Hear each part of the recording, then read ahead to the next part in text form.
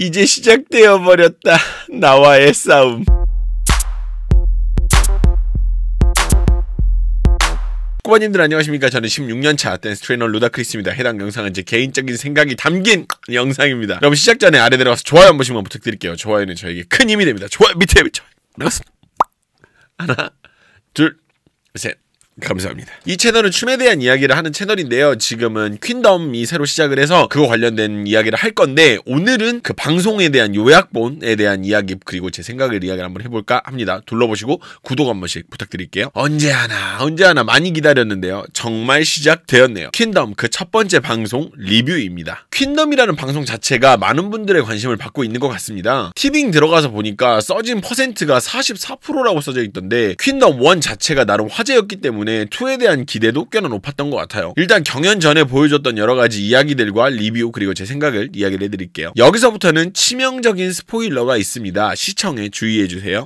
방송상에서는 이미 브레이브걸스는 입장한 상태로 우주소녀가 등장을 했고 별다른 이슈 없이 넘어갔고요. 2018년 데뷔라는 이야기와 함께 이달의 소녀가 등장했습니다. 실은 전 이달의 소녀라는 팀 자체를 몰랐어요. 그래서 사전 오프닝 쇼 그거 할 때 의외로 더 확 이렇게 와닿았던 부분들도 있고요. 아무래도 추라는 멤버가 활발하게 활동을 하다 보니까 그 멤버의 이름을 제외하고는 딱히 이름을 아는 멤버도 없어가지고 보면서도 뭐 그렇구나 하면서 보게 됐어요. 나쁜 뜻은 없습니다.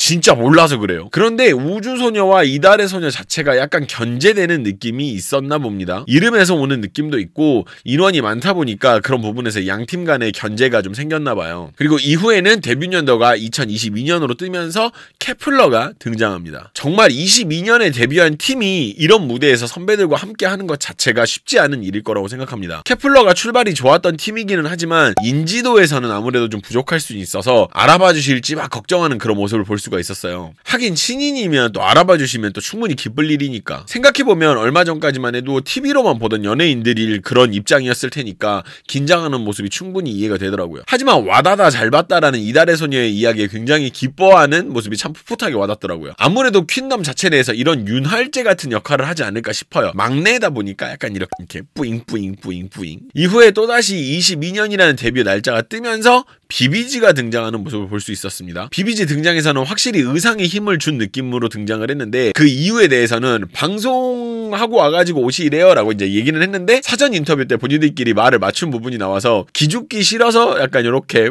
그런 귀여운 이유를 맞춘 그런 걸로 비춰졌었어요. 근데 이런 데서 기죽으면 안 돼. 진짜 이렇게 하는 게 맞지. 중간중간 옆에서 재데뷔로 인해서 2020년 데뷔니까 선배 아니지 이렇게 농담을 하는 모습에서 생각보다는 부드럽지만 강하게 어필하는 모습이 보이더라고요. 그래서 그거 보고 오, 기강을 잡는구나 라는 모습이 보였었어요. 효린의 등장에서 가장 임팩트 있었던 점은 2010년에 데뷔했다라는 그 숫자만으로도 굉장한 임팩트가 있었죠. 그리고 애당초 들어올 때부터 등장부터 포스가 있는 느낌이 확실하게 났었거든. 들어오는 효린을 보면서 제가 생각을 했던 거는 효린은 잃을 것도 얻을 것도 많은 입장이지 않나라는 생각이 들었었어요. 쌓아온 이미지나 커리어나 이런 것 등에서 생각을 해보면 잃을 게 많은 상황도 맞고, 달리 이후에 솔로로의 어느 정도 임팩트가 크지 않았던 효린에게 스포트라이트를 때릴 수 있는 절호의 기회인 거죠. 생각보다 효린 솔로 임팩트가 달리 이후에 히트가 크지 않았기 때문에 정말 좋은 절호의 기회라고 생각을 해요. 이후 태연이 등장을 합니다. 태연의 등장에는 걸그룹의 모티브가 되었던 그런 부분들을 굉장히 강조를 많이 했는데요. 실은 이 말도 틀린 말이 아닌 게,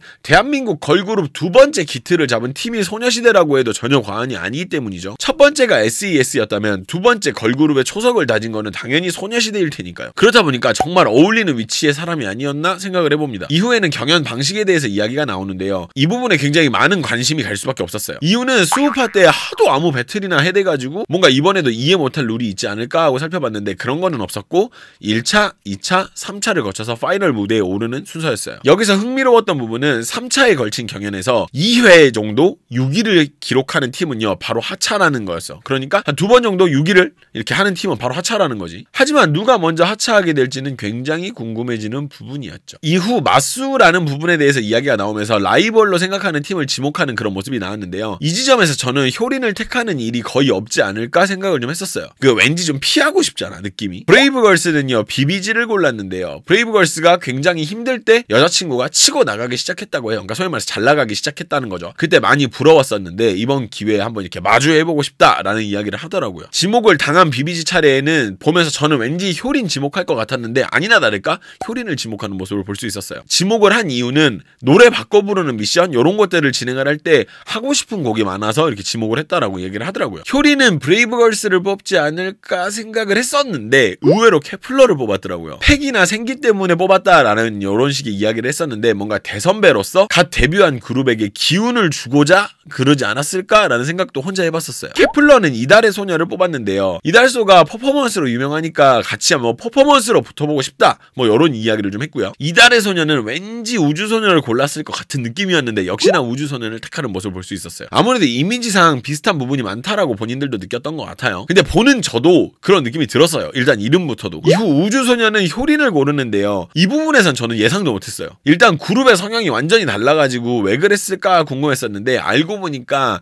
우주소녀도 스타쉽이더라. 우주소녀가 시스타 후배 그룹으로 데뷔를 했고 그런 의미에서 골랐다라고 이야기를 하더라고요. 그리고 우주소녀의 엑시와 효린이 포옹하는 장면이 나오는데 왠지 모르게 좀 눈시울이 붉어졌었어요. 나이가 들어서 그런가? 나 왜 그런지 모르겠네. 약간 좀 찡하더라고. 이쯤 돼서 들었던 생각은 아무래도 다들 효린이 좀 견제가 되긴 하겠다 였었어요. 실력적으로나 여러 가지 부분에서 효린을 1대1로 했을 때, 그러니까 팀 대 효린 말고 그냥 개인별로 1대1로 했을 때 효린을 이길 수 있는 그런 사람들은 없어 보이긴 했었어요. 저는. 그러다 보니까 아무래도 견제가 되긴 했겠죠. 이건 어디까지 제 생각입니다. 그리고는 순서 정하는 모습이 나왔었는데 다들 별 느낌이 없어 보였었는데 효린이 역시라는 말이 절로 튀어나오는 그런 선택을 하더라고요. 그러니까 우주소녀랑 이달의 소녀 그리고 효린이 6번째 순서를 원했고요. 모든 팀들은 2번째 순서를 피했었어요.